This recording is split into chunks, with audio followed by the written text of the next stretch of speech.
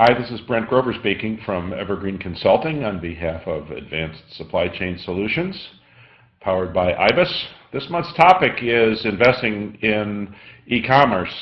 This is part 3. We're going to talk today about a dramatic application for e-commerce for distributors, that is to actually start up a new business using e-commerce. But before we get into the details, I'd like to ask a question that I've asked at the beginning of each of this month's weekly blogs, which is, what are your e-commerce plans? And just to recap, a recent study by IBM conducted for NAW called Facing the Forces of Change, Reimagining Distribution in a Connected World reveals the priority that wholesale distributors are placing on investment in electronic commerce. And why is that? And of course, has a lot to do with Amazon supplies raising the bar for wholesale distributor e-commerce. Amazon has brought the business-to-consumer style e-commerce into the B2B wholesale distribution world, and customer habits are changing fast. So we're going to talk a little bit about customer habits, particularly the way they like to get information, the way they like to place orders. But for today, we're going to focus on the third of 3 approaches.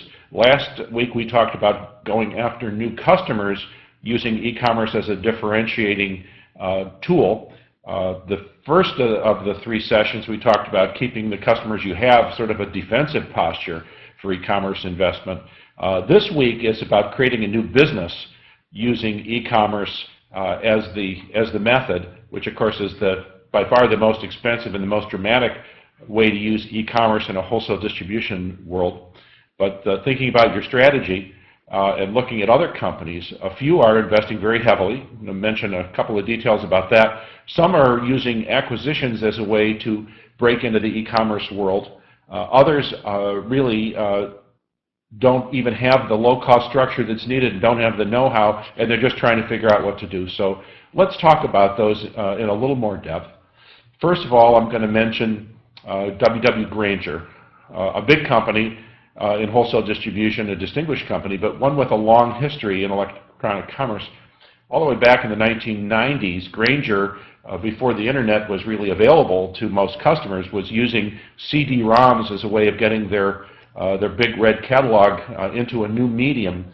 CD-ROMs didn't really turn out to be the right way to go, mostly at that time because customers did not have CD-ROM readers attached to their computers. But with the introduction of broadband technologies for the internet, the CD-ROM became obsolete for that purpose. But thinking ahead now to Grainger's investments as they're ongoing, 3 floors of downtown office building in Chicago are populated with Grainger employees, 150 and growing, people specifically dedicated to e-commerce. Now, why would a company that has a beautiful corporate campus out in the Chicago suburbs put a smaller group, a large but a smaller group compared to their total company, in a downtown office building? And that's because these folks are different. They're different thinkers. They're not part of the corporate mainstream culture at Grainger, and Grainger wants to attract the best and brightest and particularly young, digitally connected people, and that's where they want to live and work. So there's an example of a very large investment from a company with a long history in e-commerce. Now, another method that has been observed, of course, by those of us who are in the consulting business is acquisitions by wholesale distributors who want to get into the e-commerce as a separate business, but know that they don't have the in-house capabilities. So, for example, a traditional janitorial supplies firm that seeks to get into a separate e-commerce business found a company that sells parts for equipment repairs, and they acquired that company as a way to get into the business. They did not try and start it with their own personnel. Another example, an electronics distributor that is attracted to the idea of what we would call one-and-done customers, that is, people buying electronic components, let's say, for a project, and they acquired a company that specializes in that type of business. So acquisition is another option as opposed to building it yourself, but I think for anybody in wholesale distribution thinking strategically about e-commerce, you really have to consider the fact that creating a separate business using e-commerce requires different skill sets than most distributors have on hand. They require a different mindset because the business is going to use totally different selling method and have a different cost structure than the traditional wholesale distribution business. It requires an entrepreneurial attitude, what some companies call a skunk works, where they take a group of people and let them work separately from the rest of the organization in their own separate venture.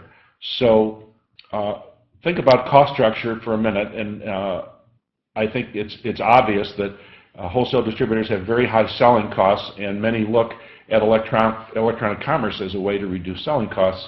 Well, that's a good point, but the marketing costs for electronic commerce, a separate standalone type business, is very high. And in fact, if you look at the economics of small orders at high gross margin percentages, that still yields a low gross margin percentage. So a wholesale distributor then has to focus on ultra high efficiency logistics in order to be successful handling small orders, which frankly many wholesale distributors in their traditional cost structure are not prepared to do that. And in many cases I think they'd be better off if they really have the urge to set up a separate to set up an e-commerce business. I would say they should set it up as a separate entity for those reasons. So just to wrap it up, reinventing the company, that's a big step, and creating a totally new business requires, of course, that entrepreneurial spirit, a bunch of capital, and also a tolerance for risk. So look at those factors closely before you make that investment. So just to wrap it up for this month, our topic has been wholesale distribution investing in electronic commerce. I would say don't overreact, but don't ignore the obvious. Customer tastes are changing. The way they like to obtain information, the way they like to place orders, they reserve the right to change their minds every day, and they need the flexibility, and you need the database flexibility to provide all of those services to your customers off the same database. And last but not least, learn the expression multi-channel marketing. It's here.